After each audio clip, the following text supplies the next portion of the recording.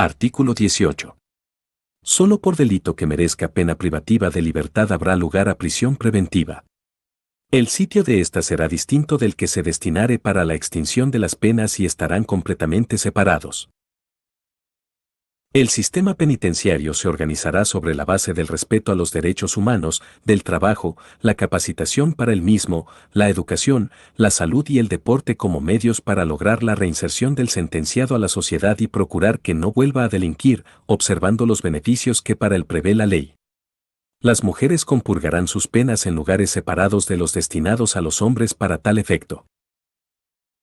La Federación y las entidades federativas podrán celebrar convenios para que los sentenciados por delitos del ámbito de su competencia extingan las penas en establecimientos penitenciarios dependientes de una jurisdicción diversa. La Federación y las entidades federativas establecerán, en el ámbito de sus respectivas competencias, un sistema integral de justicia para los adolescentes que será aplicable a quienes se atribuya la comisión o participación en un hecho que la ley señale como delito y tengan entre 12 años cumplidos y menos de 18 años de edad. Este sistema garantizará los derechos humanos que reconoce la Constitución para toda persona, así como aquellos derechos específicos que por su condición de personas en desarrollo les han sido reconocidos a los adolescentes. Las personas menores de 12 años a quienes se atribuya que han cometido o participado en un hecho que la ley señale como delito, solo podrán ser sujetos de asistencia social. La operación del sistema en cada orden de gobierno estará a cargo de instituciones, tribunales y autoridades especializados en la procuración e impartición de justicia para adolescentes. Se podrán aplicar las medidas de orientación, protección y tratamiento que amerite cada caso, atendiendo a la protección integral y el interés superior del adolescente. Las formas alternativas de justicia deberán observarse en la aplicación de este sistema, siempre que resulte procedente. El proceso en materia de justicia para adolescentes será acusatorio y oral, en el que se observará la garantía del debido proceso legal, así como la independencia de las autoridades que efectúen la remisión y las que impongan las medidas. Estas deberán ser proporcionales al hecho realizado y tendrán como fin la reinserción y la reintegración social y familiar del adolescente, así como el pleno desarrollo de su persona y capacidades. El internamiento se utilizará solo como medida extrema y por el tiempo más breve que proceda, y podrá aplicarse únicamente a los adolescentes mayores de 14 años de edad, por la comisión o participación en un hecho que la ley señale como delito. Los sentenciados de nacionalidad mexicana que se encuentren compurgando penas en países extranjeros, podrán ser trasladados a la República para que cumplan sus condenas con base en los sistemas de reinserción social previstos en este artículo, y los sentenciados de nacionalidad extranjera por delitos del orden federal o del fuero común, podrán ser trasladados al país de su origen o residencia, sujetándose a los tratados internacionales que se hayan celebrado para ese efecto. El traslado de los reclusos solo podrá efectuarse con su consentimiento expreso. Los sentenciados, en los casos y condiciones que establezca la ley, podrán compurgar sus penas en los centros penitenciarios más cercanos a su domicilio, a fin de propiciar su reintegración a la comunidad como forma de reinserción social.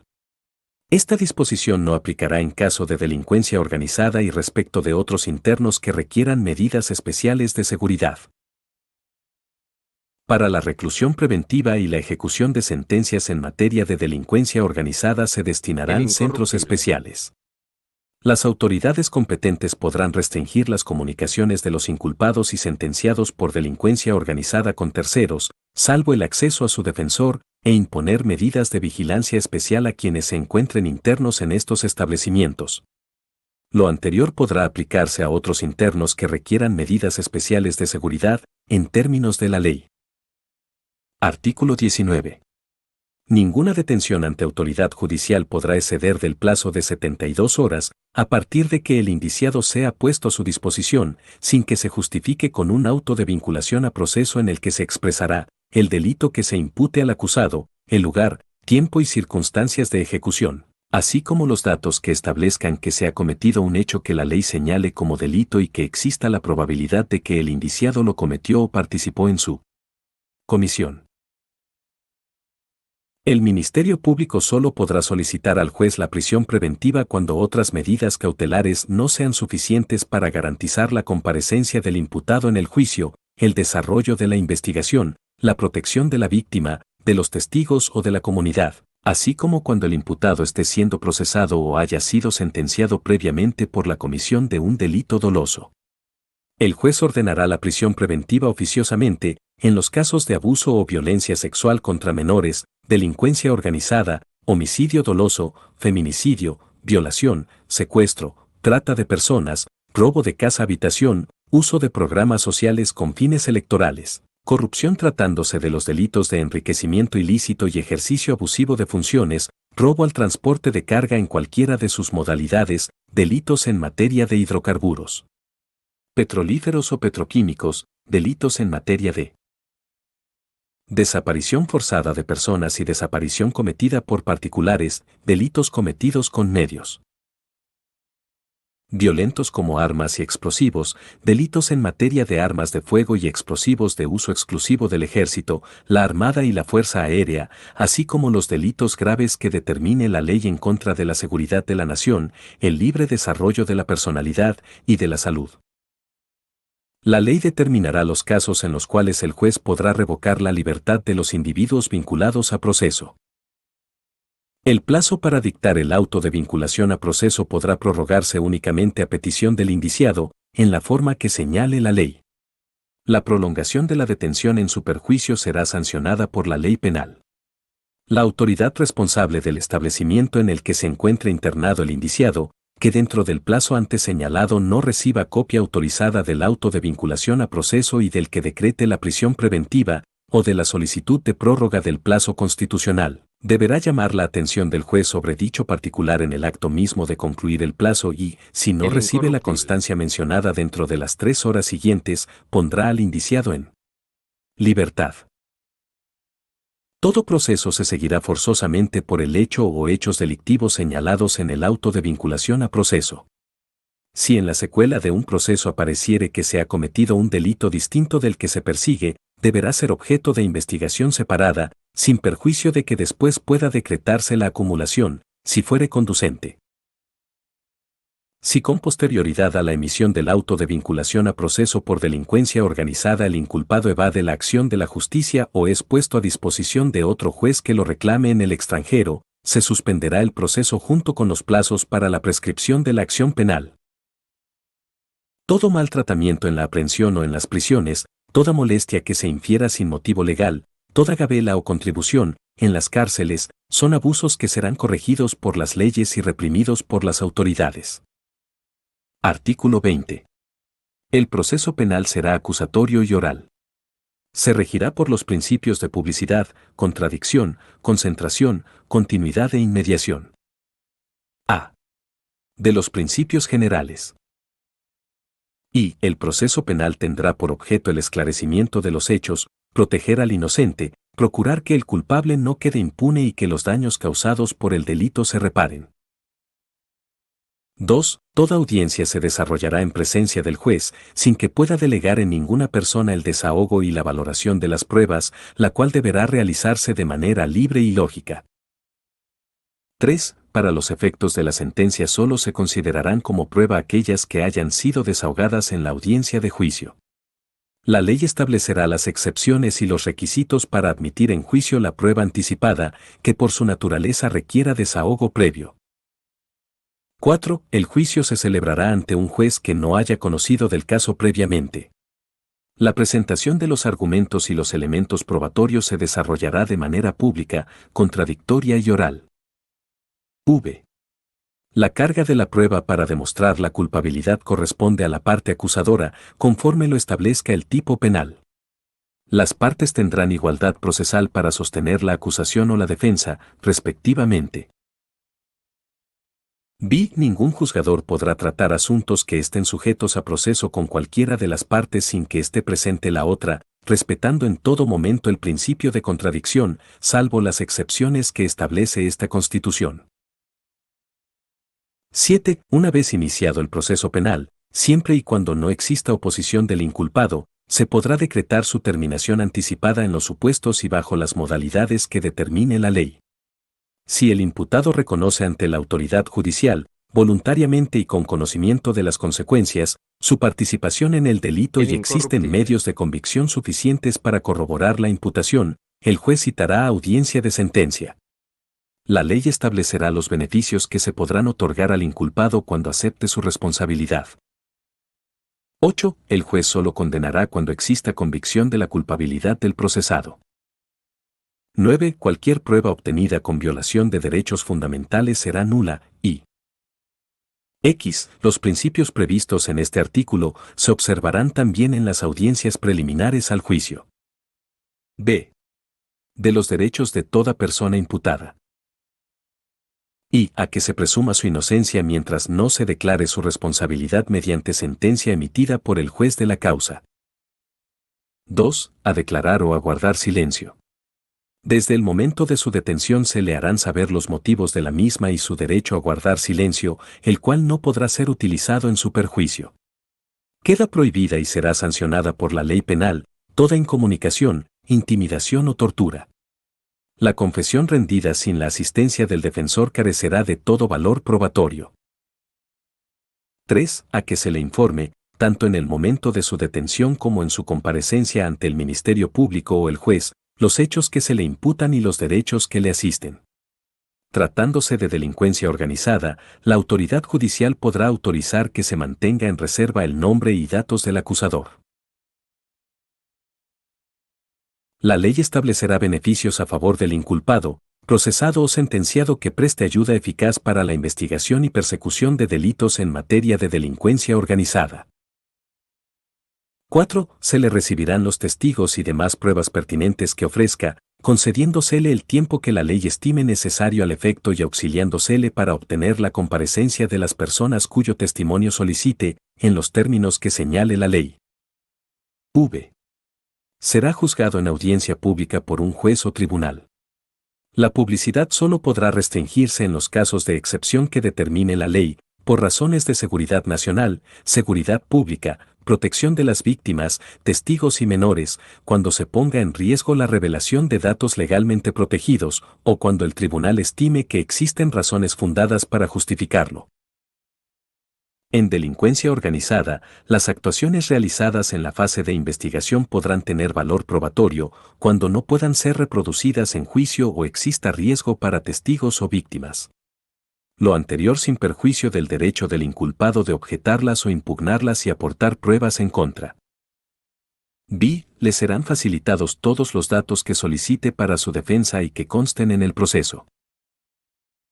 El imputado y su defensor tendrán acceso a los registros de la investigación cuando el primero se encuentre detenido y cuando pretenda recibírsele declaración o entrevistarlo. Asimismo, antes de su primera comparecencia ante juez podrán consultar dichos registros con la oportunidad debida para preparar la defensa. A partir de este momento no podrán mantenerse en reserva las actuaciones de la investigación, salvo los casos excepcionales expresamente señalados en la ley cuando ello sea imprescindible para salvaguardar el éxito de la investigación y siempre que sean oportunamente revelados para no afectar el derecho de defensa. 7. Será juzgado antes de 4 meses si se tratare de delitos cuya pena máxima no exceda de 2 años de prisión, y antes de 1 año si la pena excediere de ese tiempo, salvo que solicite mayor plazo para su defensa. 8. Tendrá derecho a una defensa adecuada por abogado, al cual elegirá libremente incluso desde el momento de su detención. Si no quiere o no puede nombrar un abogado, después de haber sido requerido para hacerlo, el juez le designará un defensor público. También tendrá derecho a que su defensor comparezca en todos los actos del proceso y éste tendrá obligación de hacerlo cuantas veces se le requiera, y 9. En ningún caso podrá prolongarse la prisión o detención, por falta de pago de honorarios de defensores o por cualquiera otra prestación de dinero, por causa de responsabilidad civil o algún otro motivo análogo. La prisión preventiva no podrá exceder del tiempo que como máximo de pena fije la ley al delito que motivara el proceso y en ningún caso será superior a 2 años, salvo que su prolongación se deba al ejercicio del derecho de defensa del imputado. Si cumplido este término no se ha pronunciado sentencia, el imputado será puesto en libertad de inmediato mientras se sigue el proceso, sin que ello obste para imponer otras medidas cautelares.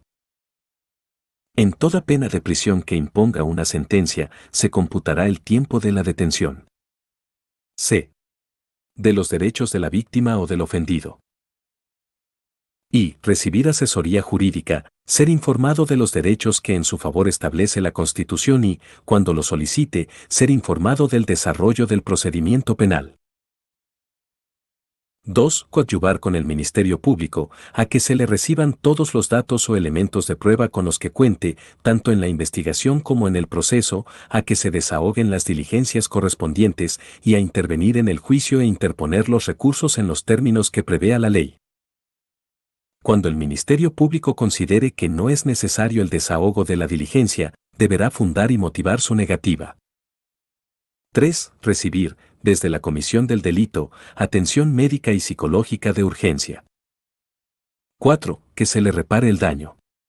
En los casos en que sea procedente, el Ministerio Público estará obligado a solicitar la reparación del daño, sin menoscabo de que la víctima u ofendido lo pueda solicitar directamente y el juzgador no podrá absolver al sentenciado de dicha reparación si ha emitido una sentencia condenatoria.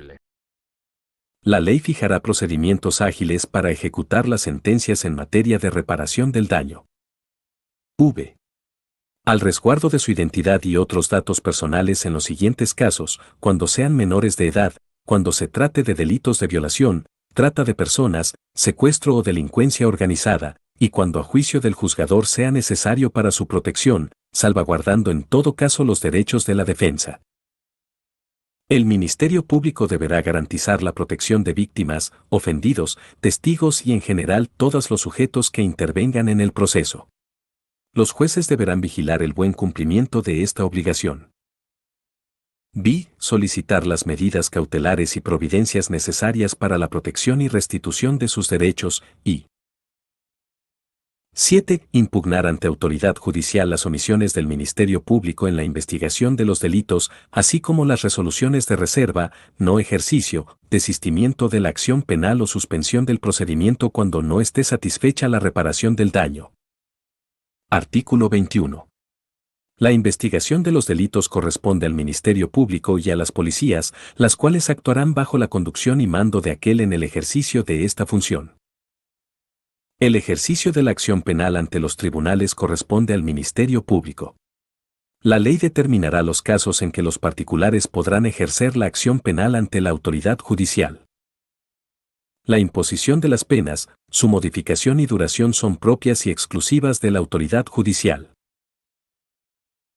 Compete a la autoridad administrativa la aplicación de sanciones por las infracciones de los reglamentos gubernativos y de policía, las que únicamente consistirán en multa, arresto hasta por 36 horas o en trabajo a favor de la comunidad, pero si el infractor no pagará la multa que se le hubiese impuesto, se permutará esta por el arresto correspondiente, que no excederá en ningún caso de 36 horas. Si el infractor de los reglamentos gubernativos y de policía fuese jornalero, obrero o trabajador, no podrá ser sancionado con multa mayor del importe de su jornal o salario de un día. Tratándose de trabajadores no asalariados, la multa que se imponga por infracción de los reglamentos gubernativos y de policía no excederá del equivalente a un día de su ingreso. El Ministerio Público podrá considerar criterios de oportunidad para el ejercicio de la acción penal, en los supuestos y condiciones que fije la ley. El Ejecutivo Federal podrá, con la aprobación del Senado en cada caso, reconocer la jurisdicción de la Corte Penal Internacional. La seguridad pública es una función del Estado a cargo de la Federación, las entidades federativas y los municipios, cuyos fines son salvaguardar la vida, las libertades, la integridad y el patrimonio de las personas, así como contribuir a la generación y preservación del orden público y la paz social, de conformidad con lo previsto en esta Constitución y las leyes en la materia. La seguridad pública comprende la prevención, investigación y persecución de los delitos, así como la sanción de las infracciones administrativas, en los términos de la ley, en las respectivas competencias que esta Constitución señala. La actuación de las instituciones de seguridad pública se regirá por los principios de legalidad, objetividad, eficiencia, profesionalismo, honradez y respeto a los derechos humanos reconocidos en esta Constitución. Las instituciones de seguridad pública, incluyendo la Guardia Nacional, serán de carácter civil, disciplinado y profesional. El Ministerio Público y las instituciones policiales de los tres órdenes de gobierno deberán coordinarse entre sí para cumplir los fines de la seguridad pública y conformarán el Sistema Nacional de Seguridad Pública, que estará sujeto a las siguientes bases mínimas. A. La regulación de la selección, ingreso, formación, permanencia, evaluación, reconocimiento y certificación de los integrantes de las instituciones de seguridad pública. La operación y desarrollo de estas acciones será competencia de la Federación, las entidades federativas y los municipios en el ámbito de sus respectivas atribuciones. B. El establecimiento de un Sistema Nacional de Información en Seguridad Pública a cargo de la Federación al que las entidades federativas y los municipios, a través de las dependencias responsables de la seguridad pública, proporcionarán la información de que dispongan en la materia, conforme a la ley. El sistema contendrá también las bases de datos criminalísticos y de personal para las instituciones de seguridad pública. Ninguna persona podrá ingresar a las instituciones de seguridad pública si no ha sido debidamente certificada y registrada en el sistema. C. La formulación de políticas públicas tendientes a prevenir la comisión de delitos. D. Se determinará la participación de la comunidad que coadyuvará, entre otros, en los procesos de evaluación de las políticas de prevención del delito así como de las instituciones de seguridad pública. E. Los fondos de ayuda federal para la seguridad pública a nivel nacional serán aportados a las entidades federativas y municipios para ser destinados exclusivamente a estos fines. La Federación contará con una institución policial de carácter civil denominada Guardia Nacional, cuyos fines son los señalados en el párrafo 9 de este artículo, la coordinación y colaboración con las entidades federativas y municipios, así como la salvaguarda de los bienes y recursos de la nación. La ley determinará la estructura orgánica y de dirección de la Guardia Nacional, que estará adscrita a la Secretaría del Ramo de Seguridad Pública, que formulará la Estrategia Nacional de Seguridad Pública, los respectivos programas, políticas y acciones. La formación y el desempeño de los integrantes de la Guardia Nacional y de las demás instituciones policiales se regirán por una doctrina policial fundada en el servicio a la sociedad, la disciplina, el respeto a los derechos humanos, al imperio de la ley, al mando superior, y en lo conducente a la perspectiva de género. Artículo 22. Quedan prohibidas las penas de muerte, de mutilación, de infamia, la marca, los azotes, los palos, el tormento de cualquier especie, la multa excesiva, la confiscación de bienes y cualesquiera otras penas inusitadas y trascendentales. Toda pena deberá ser proporcional al delito que sancione y al bien jurídico afectado. No se considerará confiscación la aplicación de bienes de una persona cuando sea decretada para el pago de multas o impuestos, ni cuando la decrete la autoridad judicial para el pago de responsabilidad civil derivada de la comisión de un delito. Tampoco se considerará confiscación el decomiso que ordene la autoridad judicial de los bienes en caso de enriquecimiento ilícito en los términos del artículo 109, la aplicación a favor del Estado de bienes asegurados que causen abandono en los términos de las disposiciones aplicables, ni de aquellos bienes cuyo dominio se declare extinto en sentencia. La acción de extinción de dominio se ejercitará por el Ministerio Público a través de un procedimiento jurisdiccional de naturaleza civil y autónomo del penal. Las autoridades competentes de los distintos órdenes de gobierno le prestarán auxilio en el cumplimiento de esta función. La ley establecerá los mecanismos para que las autoridades administren los bienes sujetos al proceso de extinción de dominio, incluidos sus productos, rendimientos, frutos y accesorios, para que la autoridad lleve a cabo su disposición, uso, usufructo, enajenación y monetización, atendiendo al interés público, y defina con criterios de oportunidad el destino y, en su caso, la destrucción de los mismos. Será procedente sobre bienes de carácter patrimonial cuya legítima procedencia no pueda acreditarse y se encuentren relacionados con las investigaciones derivadas de hechos de corrupción, encubrimiento, delitos cometidos por servidores públicos, delincuencia organizada, robo de vehículos, recursos de procedencia ilícita, delitos contra la salud, secuestro, extorsión, trata de personas y delitos en materia de hidrocarburos, petrolíferos y petroquímicos. A toda persona que se considere afectada, se le deberá garantizar el acceso a los medios de defensa adecuados para demostrar la procedencia legítima del bien sujeto al procedimiento. Artículo 23. Ningún juicio criminal deberá tener más de 3 instancias. Nadie puede ser juzgado 2 veces por el mismo delito, ya sea que en el juicio se le absuelva o se le condene. Queda prohibida la práctica de absolver de la instancia.